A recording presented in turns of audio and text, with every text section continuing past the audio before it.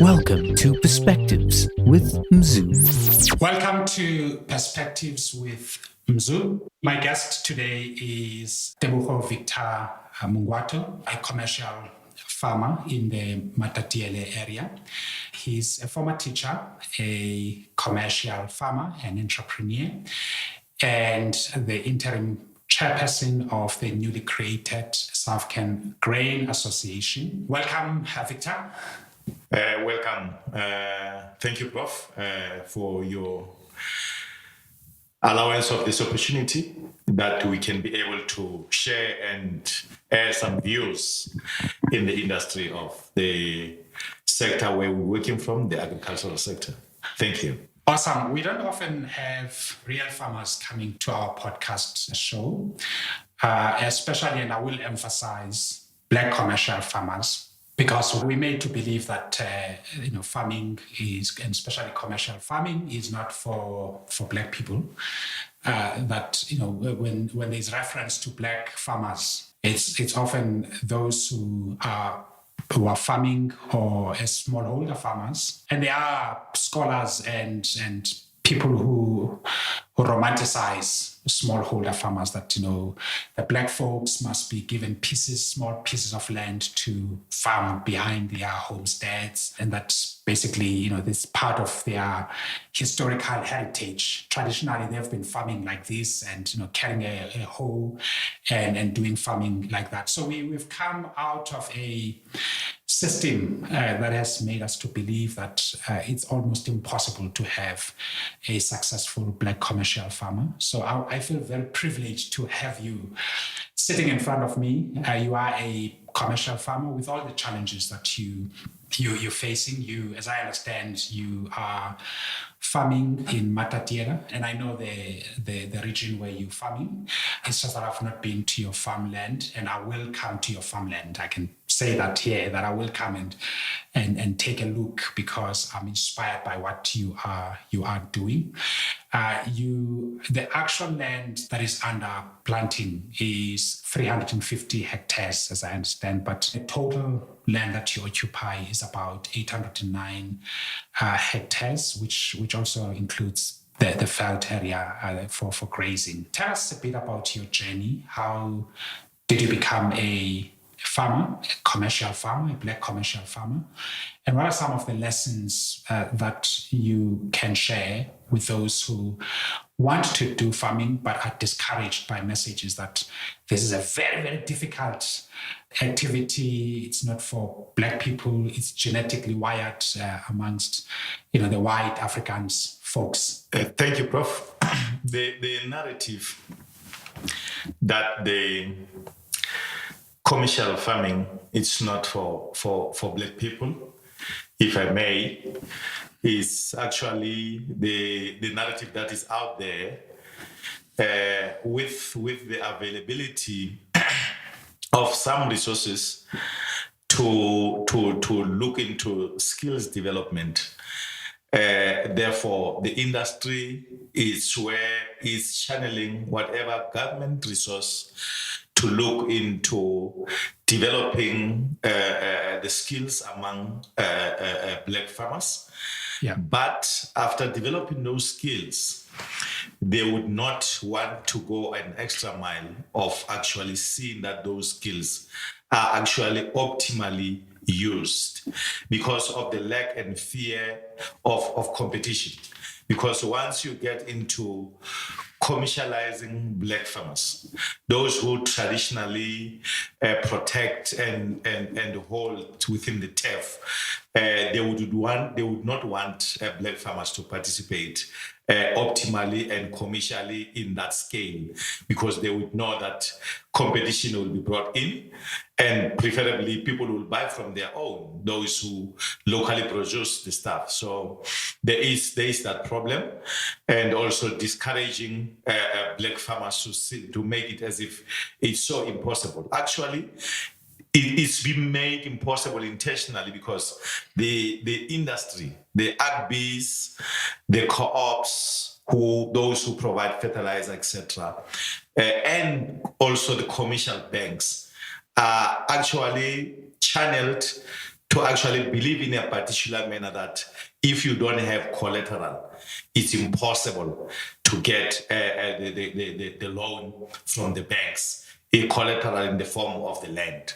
So the stereotypes of saying that you can't produce commercially without having a title, etc., they are out there, so that because they know that a government and our banks are not yet willing to come into that space of making the actual crop that you produce the collateral. If then you are saying you have trained people, and you can be confident that they will produce, I don't see the reason why you cannot actually extend a hand and lend money, and then the collateral will be the actual produce that you're going to produce. So indeed, my story is quite long, in that I'm born by a farmer. My father has farmed throughout his life. He took us to school, 7 boys school.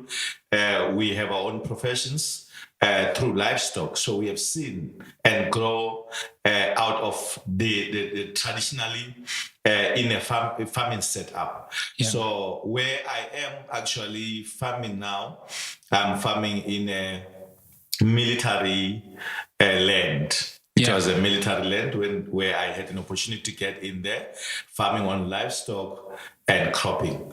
So the journey has not been an easy one. That whilst partnership were forged before, it looked impossible for me to actually realize my dream of being a commercial farmer. But the efforts of being engaging with GIFADA, engaging with the Department of Rural Development and Land Reform, engaging with Masisizane, etc., that made the whole thing to be possible in terms of realizing that Black farmers can farm commercially. Masisizane has been there, willing to go where Land Bank was not willing to go where any commercial financing institution was not willing to go. So they've been quite instrumental, thanks to Simpiwe Somjala, who had an opportunity during Askisa to be in our area and farming in that area through Askisa, and knowing the potential of the area to take a risk, and that risk has paid off. Just to clarify, Jafar, for those who may not know these organizations, Jafar is a grain farming development agency that has a mandate to drive transformation in the sector, especially for smallholder farmers and emerging farmers who want to receive support, input support, especially, as well as training and development. Masizake is an old mutual CSI, corporate social investment entity, but it's much more than that because it's quite active in supporting small and medium enterprises, and it goes where angels fear to tread because no formal entities want to support farmers in former homelands where there are no titles. So just to clarify that. And your company, Victor, is GrainCo. It's GrainCo. Just tell us a little bit, how did you get to establish this company, GrainCo? And also, as I understand it, you don't have title deeds. And there's this idea that you can't receive funding and you can't produce sustainably and predictably without title deeds, whereas white commercial farmers don't necessarily have to use their land as collateral, but they use in short crop as collateral, and banks do finance them, commercial banks. Land Bank doesn't go to where Black people are farming, predominantly areas that predominantly don't have titles, yet Land Bank is a development finance institution. They should be taking risk on Black farmers, but they also would ask the same questions as commercial banks would ask. Here you are in front of me, you don't have titles. You don't have titles on your pieces of land, but you're farming sustainably. Can you tell us, how do you do it? What's the magic? Well, basically, it's cooperation is a big thing with the colleagues that we are farming with at home, in that individually, I could not afford to buy heavy, intensive capital mechanization for me to be able to farm optimally and use the latest technology. But we came together as farmers at home and actually created a company where each farmer bought shares in the company, Yes. contributed to that approach. Masisizane being a funder, and also the rural development and land reform from the grant side.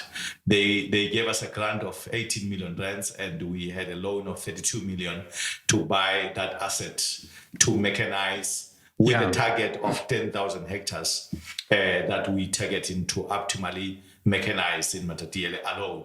Yes. So we were able to forge that partnership of bringing the strength of farmers together and have then the muscle that we can approach the market and be able to procure those equipment that are now making it possible that we can operate on any commercial level using those mechanization equipment. And farming in both, because my farm is surrounded by communal area. It's like I'm farming in a communal area. It's actually not a farm, as I said, it's a state land, the military base for the former Transkei, but the military is still using that land. I'm sharing it with the military.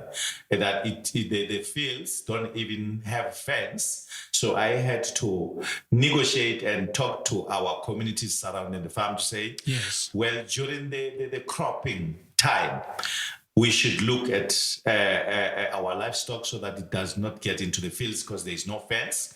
Then after harvest, then their livestock, particularly during winter, they can therefore have an opportunity to graze on the maize stock and beans and soya stock. Then they will have, in a way, a free fodder that they would cushion them not to be actually in a bad condition during the winter time. So ultimately, those communities came to understand and realize the economic benefit of working together with the jobs that are being created during harvest.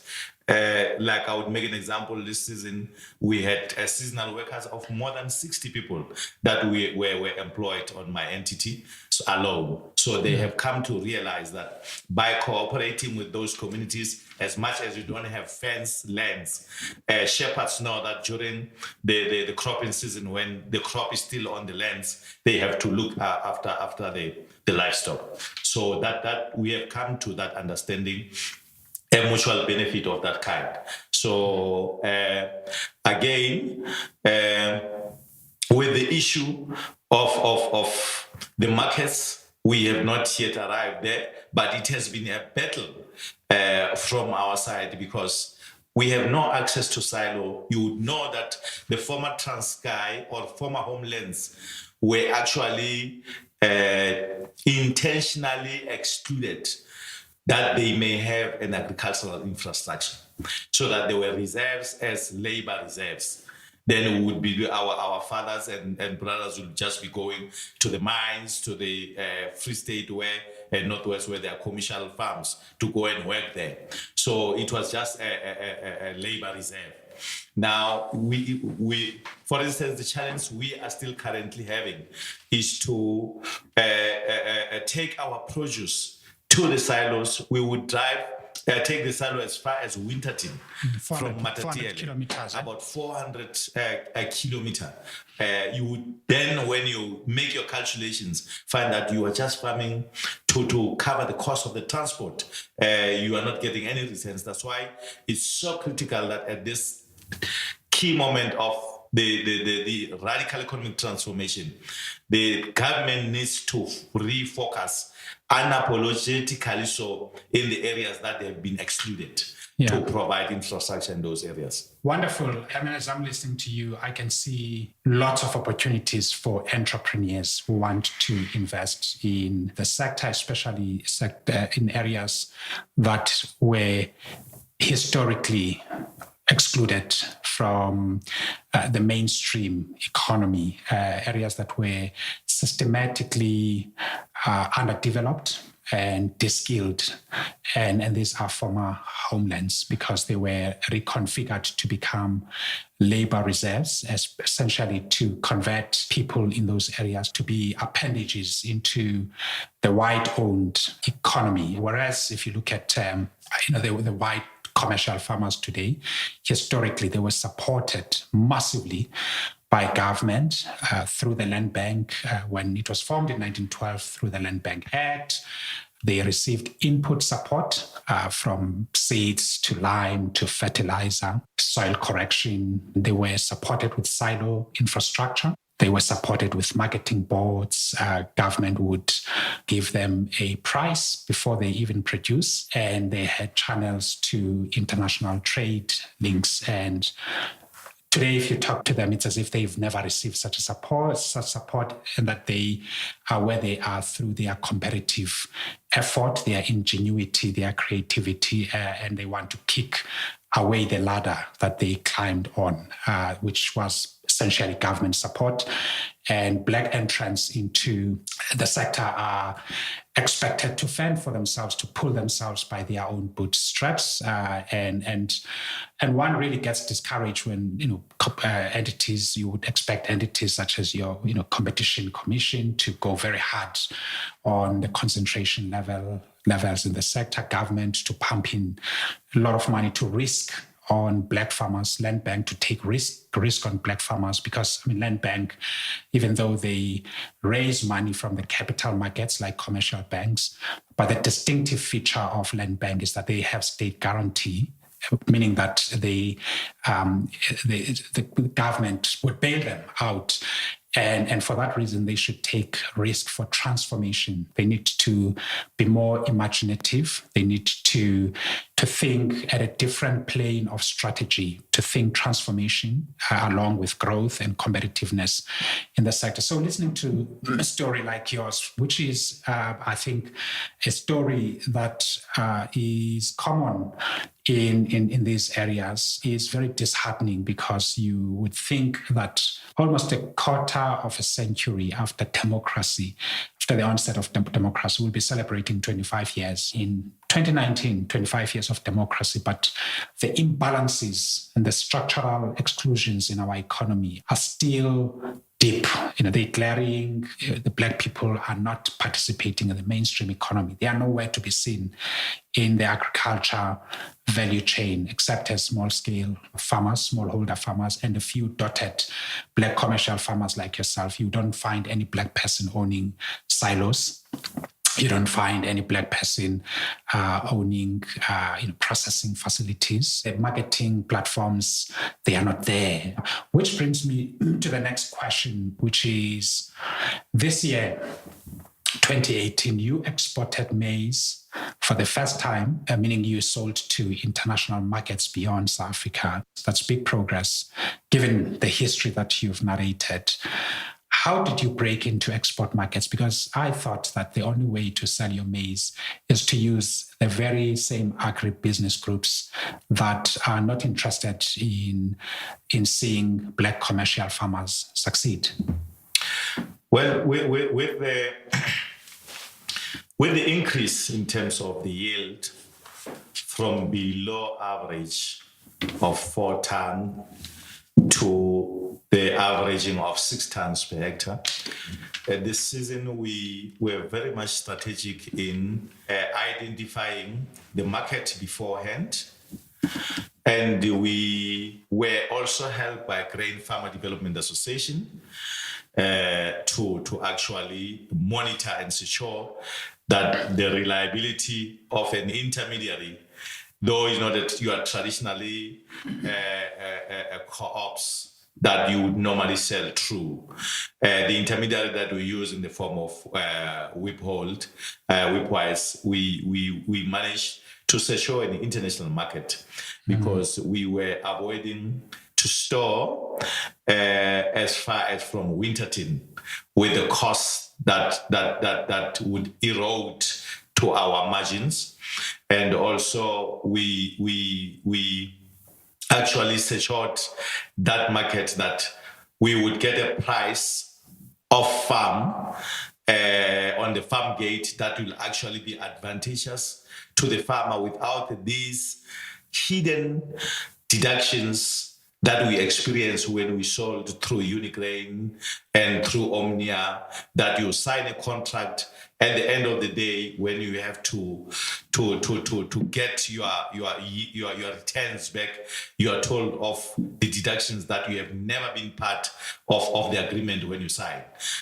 So we made sure that we would want to avoid selling our crop to those traditional markets. So Whipwise help us to export it to Taiwan, looking at the quality of the maize that we produce, looking at the volumes of the maize that we produce. It actually warranted that we had an opportunity to export. At the same time, those that also need an element of improvement in this season that we are negotiating, that now already 30%, even before we can plant, we have already hedged through them again. But we would want an advantage of the rand-dollar exchange as we export, that we don't just use suffix as a threshold, but take that advantage. So that those negotiations, we have already embarked on those negotiations to actually really see the real returns of our hard labor on the farm. Great. I think perhaps we should take a few steps back before we get to some of the questions that are related to finance, that are related to the land reform debate in South Africa today, expropriation without compensation, the meaning of titles in the former homelands, as well as the precise, or rather broadly, the contribution of your activities in Matatiele into local economic development, as well as broadly the contribution of the sector to employment and growth. But before we get to some of those questions, if you could, just for someone who is an urbanite, who gets their dinner cooked, they think that, if you say grain, they can't tell you the difference between grain and an apple. They eat a cooked meal, so they will give it a name. It could either be, rice or maize meal, or what you call it, the maize or whatever. Just map for us the value chain. So you plant in your farm, say you plant maize, soybeans, could be doing sorghum, I don't know, it could be doing sunflower and so on.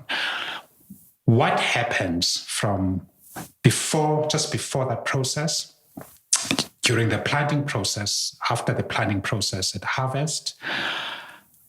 Can you just give us a picture of the value chain? What happens to what you plant until it gets to our dinner tables? Well, the skewed value chain, where there isn't any black person who's participating in that, works in that we would work the raw materials, that you would prepare the ground, you would plant, you would look after the crop, praying hard, depending on God, that there wouldn't be any hail, any storms, etc., covering that risk through the insurance, if it may happen or it happens. And then you would therefore harvest the crop, and then harvesting the crop, then you would get, when your crop is looking very good, you would get telephones everywhere from Western Cape, from Joburg, from whoever. Yes. Everybody wanting to buy your crop. And basically buying almost at nothing. Not really recognizing the hard labor and effort you have put on that. So the crop will be sold and go to the processors. Immediately when your crop leaves your farm gate, you from the farmer perspective, you forget about that. It's gone. Processors process, then it goes to the retail, then it goes to the consumers. But the consumer is putting a pressure much on what we actually should comply in terms of saying this is what the consumer needs, this is the quality that the consumer needs, but the farmer never gets the returns of what no matter how quality you have produced. Yes. I would make an example of maybe you have produced a quite good quality white maize that you would have your stable food of pap, but when you are paid that per ton. It's on average for the last 20 years or so. The price has been on average the same price, but the costs are increasing every day for the farmer.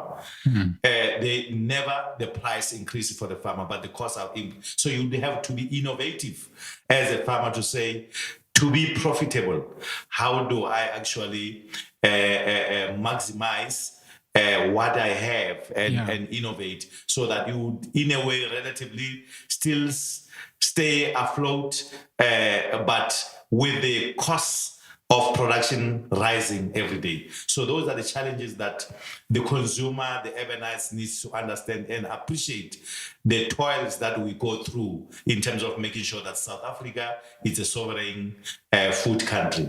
Wonderful. I think we should give more accolades to our farmers. I mean, beyond the question of race now, both black and white farmers, they are helping to bring food on our table. Correct. They're helping to ensure our food sovereignty as a nation. And sometimes it's underappreciated, their effort, their sweat, the uncertainties that come with the vagaries of weather pattern. I heard that there is a near certainty of an El Nino coming. These farmers are our heroes, all of them. We can't, however, avoid talking about transformation questions because it is just not right that a country's food security rests on the shoulders of a minority. We need to broaden the base of producers. We need to transform the value chain. It's shocking that the value chain is wide in a predominantly black country, from the input side, from tractors, mechanization. I know your struggles with mechanization before you had a breakthrough, to the owners of seed, the owners of fertilizer. You won't find black companies there. To financial intermediaries, you hardly find black companies that are able to extend credit for working capital or to mobilize investments into the sector. And perhaps with new technologies, we have an opportunity to explore innovative platforms such as crowd funding to mobilize the capital of those who are sitting in the urban areas who simply would not, for practical reasons or for lack of passion to work the land, go and farm, but they can extend a fraction of their money as part of a crowd-pooled capital or resources to keep our food sector going, especially to support black commercial farmers who are risking it all to produce food for the country. So I applaud you. I salute you, Victor. I think you're doing a great job. I hope you don't give up despite all the obstacles that you are faced with. Now, where you are farming, there is a community, obviously, and these are not well-to-do communities for historical reasons. These are former homelands. There is no thriving industry in those areas. There are no job opportunities. There are a lot of young people who are deserting those areas to the urban areas. How are your projects contributing to local economic development, to job creation in these areas? Well, as I said, the projects are really contributing very positively. I would make an example with our company, Matatiele Grain Company, that is actually permanently employing 14 employees at the moment. Yes. With young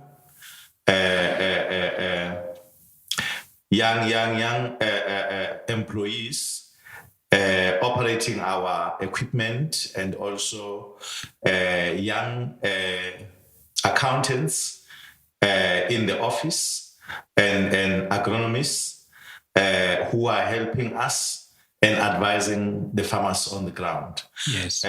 So those have been quite positive returns in terms of the local economic development of the area, and also encouraging even those that were disheartened and lost hope, not knowing what they can do after they have qualified, to say there is something that can be done by tilling the land.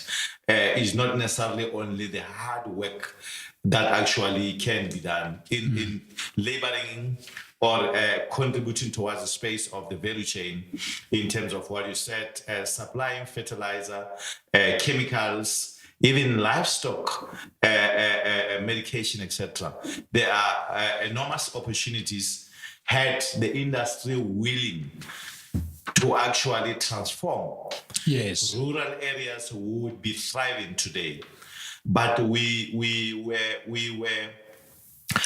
I think, deceived by the goodwill of our former president, Nelson Mandela, may his soul rest in peace, that the rainbow nation that we had thought of, Yes. that we want to build a South Africa united, non-racial, prosperous, that everybody bought into that vision. But we were not aware that there are those who would want their privilege to be protected perpetually and continually, even to their next generations, without excluding the broader sector of the Black Africans that were excluded to participate in the economy. So that was a big a mistake of being misled by that notion that everybody had bought to the vision of a non-racial, democratic, and prosperous country. So it is high time that Africans realize that is a dream and that will never happen until we actually come to our senses and say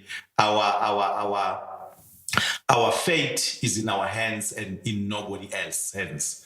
That's why some communities, when they have to transform, they make big threats in terms of big food security, that if you take that transformation in that approach, then they might as well leave the country and all that. So it's actually a threat to the stability of this country. That's why government needs to be strong and take a decisive role in intervening to the agricultural sector in supporting Black farmers. Because as you said, we cannot rely on the privileged minority to say, well, you might as well, it's like you're saying, you are biting the hand that feed you. When we say, can you transform?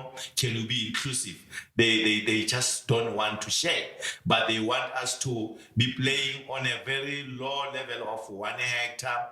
If you are saying in their terms commercial, at least up to about 50 hectares in terms of the crop production, etc. But they don't want us to engage in the meaningful, because they know that for you to make a livelihood and your family make a livelihood, you cannot plant less than 500 hectares for your family to have a living on that farm if you are going to live on farm. So we really have been misled, and it's high time that the government in particular intervene unapologetically, so that the situation is changed, that the majority should actually feed themselves, not depending on the minority. Oh, wonderful. Just to perhaps cite words that were said a long time ago by Bani Pitjana, but sometimes mistakenly attributed to Steve Biko. Black man and woman, of course, you are on your own. So we'll leave the first part of our podcast there. We'll continue with the second part of our podcast. And in the second part of our podcast series, we're going to test out issues related to land reform we will begin from where we ended. What do Black commercial farmers think about land reform, expropriation without compensation, food security issues, the growth of the sector, competitiveness and inclusiveness, as well as to talk about the newly created South Can Grain Association, of which you are interim chairperson, which exists in parallel to Grain SA, to get to have a better sense of what its objectives are for the sector and what its future looks like. Thank you very much for your insights and your views. Thank you, Prof, for the opportunity. Thank you for tuning in to Perspectives with Mzu.